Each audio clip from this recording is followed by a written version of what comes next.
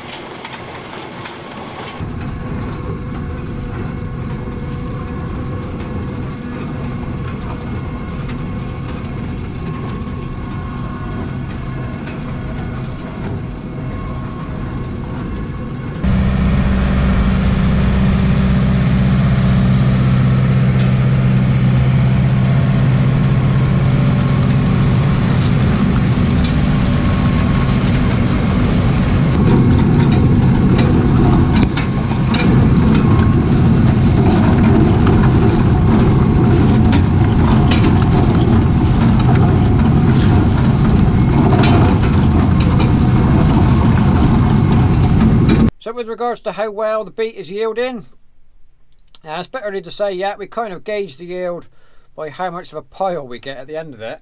Although for the last 2 or 3 years we've not actually harvested it in one go and finished. We've kind of gone all through the winter, left it in the field, harvested it as and when we need it. So can't really give a tons per acre at the minute, but just kind of working on other years how the crop looks. It's looking good. There's some nice big beet Some of them are a little bit too big. The harvester is pushing them over. We tried a different variety last year. We grew a variety we planted a variety that grows quite low into the ground, like a sugar beet variety. It didn't seem to yield as well as a more a variety that grows more out of the ground, which is what this is. So the yield didn't seem as high, but the harvester worked better. We went back this year to a variety that grows higher out of the ground, and it seems to be yielding better, but we are getting a bit of waste from the harvester again, so there's kind of nothing in it. It's a bit satisfying to get bigger beet, but it's also frustrating to not harvest them all, so I don't know which way to go really.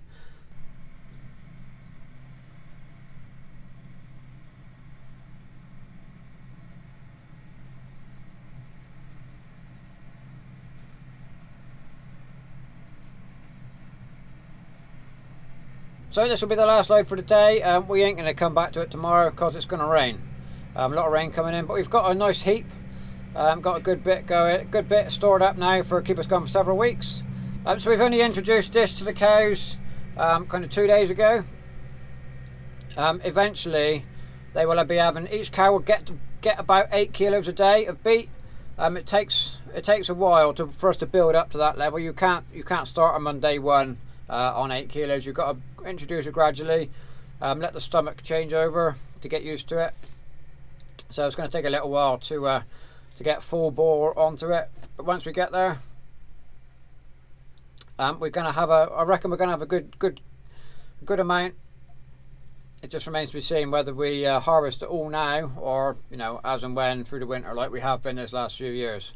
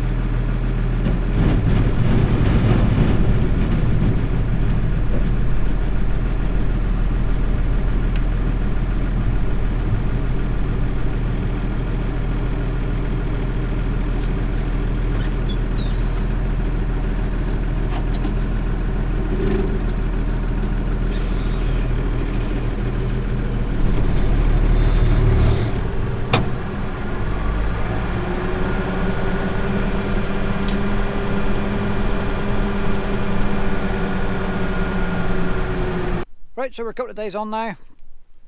It did rain, so I didn't get a chance to finish the video properly. I thought we'd just finish up at the clamp.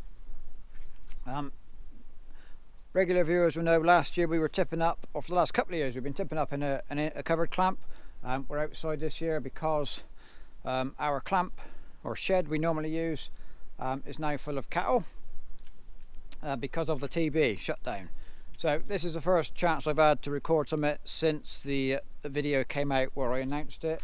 I have to say a big thank you to everybody who've commented. Over 100 comments in about 12 hours, something like that. We've never had so many comments on a video so quickly.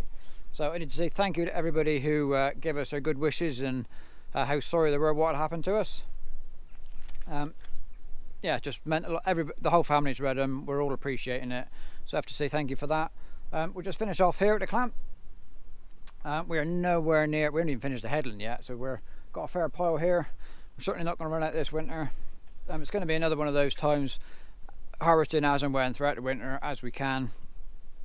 because we're a bit tight on space and we can't come too far this way, otherwise we run out of room for turning with a mixer wagon. So we're going to have to you know, kind of leave it in the field until we need it. Anyway, so thank you very much for watching. There may be another beet harvesting video at some point in the winter, who knows. Let us know if you want to see a bit more or if you've had enough. So leave us a comment. So thank you very much for watching, and we'll see you next time.